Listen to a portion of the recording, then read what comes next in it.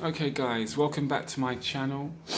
This is Killer Headshot. I just thought I'll do a video for you guys to show my appreciation because it's something slightly different because my subscribers are still bumping up and I haven't posted as much as I'd like to post on YouTube.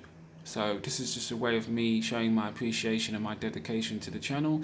You know, I do work full time, but I try my best to do what I can. Literally, I'm doing this before, if you look at the time, I'm doing this before I've got to go to work. So yeah, literally, I'm just using whatever time I have to try and, you know, sort you guys out with content because, you know, I appreciate my subscribers and I want to give you, you know, good content.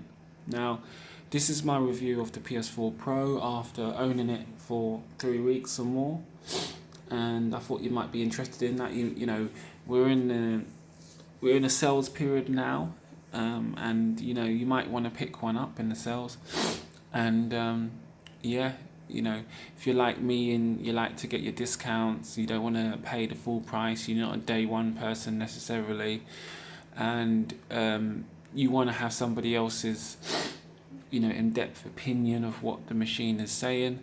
I'm going to give you my honest opinion on the machine. So the first thing I would say is that the machine is very reliable.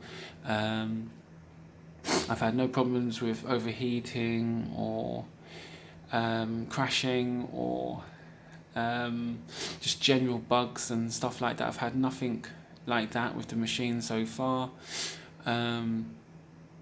Just to show you that I have actually got the Pro, I'd go into the old settings and look at the video, and you'll see that I'm connected as 4K at the moment, 2160p RGB.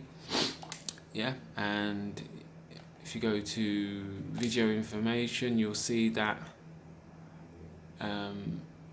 HDR is available because I have a HDR 4K TV. You don't typically get HDR 1080p TV. So yeah, you know that I'm definitely on the Pro right now. This is what I'm recording for you guys. What do I think of the Pro so far, other than the hardware being reliable? I'll say that there's a lot of, you know, Xbox people out there talking about how, you know, a lot of the games are not true 4K, and they'll be very right in saying so. You know, a lot of the games on here are not true 4K. Even the game we're looking at here, Gran Turismo Sport, it's not true 4K, but does that mean it doesn't look amazing? No, the game looks amazing. I'm sorry guys. So just because it's not true 4K, it's checkerboard 4K, it does not mean that the game does not look amazing. I'll let you guys judge for yourself. You know, I'm recording in 4K. The machine is in 4K at the moment, as you already just saw, and the game looks amazing. I don't care who you are, how big of a YouTuber you are, or you know, I don't care, because I know that this game looks amazing. If you have a 4K TV, you just picked up a 4K TV, then yeah, you need to get a PS4 Pro. Don't waste your time on a standard PS4. If you only have a 1080p TV and you've not moved over to 4K yet, then I would say you don't necessarily have to get it unless you just want to future-proof yourself, because you do plan on getting a 4K TV very soon. Then I would say buy the Pro, because it's very close to the price of the standard PS4 if you're buying new. If you're buying second hand, the standard PS4 is a lot cheaper. And I would say stick to 1080p and buy a standard PS4 if you're budget orientated at the moment. You know, you've not got a big budget. But if you've got a little bit of a bigger budget, you know, and you're expecting to get a 4K TV very soon, you need to buy the Pro. It's simple as that. There's a lot of good exclusives that are going to be on Sony.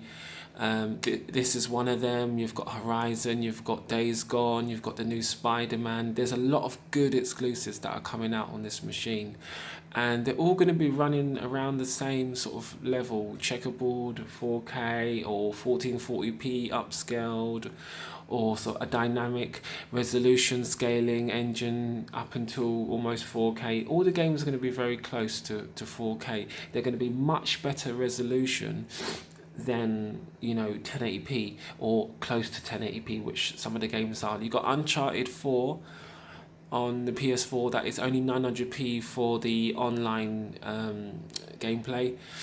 You know, team deathmatch and all that stuff. It's only 900p. On the PS4 Pro, I think it's either 1440p or it's checkerboard 4K.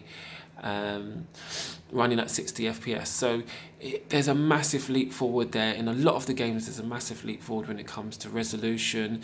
Of course, you've got HDR as well, which help, you know, obviously I'm running in HDR now, but I'm not recording in HDR, so you won't see the benefits, the full benefits of HDR, because I'm not actually recording in HDR. But yeah, obviously there's the benefits of HDR, which you can get on the standard PS4, but I've been told that it's implemented better on the PS4 Pro. So yeah, the images really do pop. With the whole higher resolution. If you know anything about resolution, is that the higher the resolution, the better the colors become as well, because you get a washed out color when you've got a really low resolution as well. But I mean, yeah, it's definitely worth it. The games are really good. You know, pretty much a lot of the games are being patched so that you can see the improvements. Obviously, Gran Turismo, we know that's running very well.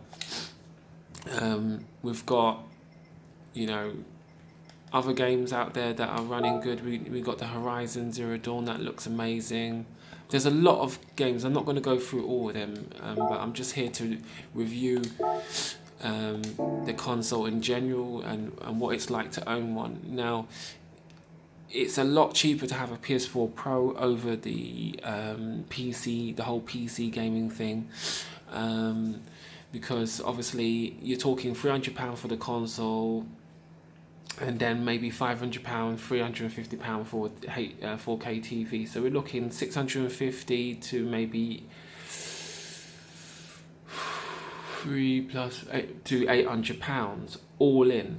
Now, if you get the gaming PC, you're going to need to have about £800 to £1,000 gaming PC, because you're going to need at least a GTX 1070 to be able to compete with the Pro. Because a lot of the games are running close to 4K, and they are high settings, I would say. So PC equivalent. So it's simple as that. You're going to have to spend £800 to £1,000 on the PC alone, the gaming PC alone, and then you're going to have to spend a further £500 on a 4K TV or £300 on a 4K TV. So it is a little bit more expensive if you want to be a PC gamer and do the equivalent kind of level of gaming. And of course, you won't get the exclusives that you get on the PS4 and PS4 Pro. Now, let's have a look here. Just show you. I just want to show you my cards, let you see a bit more.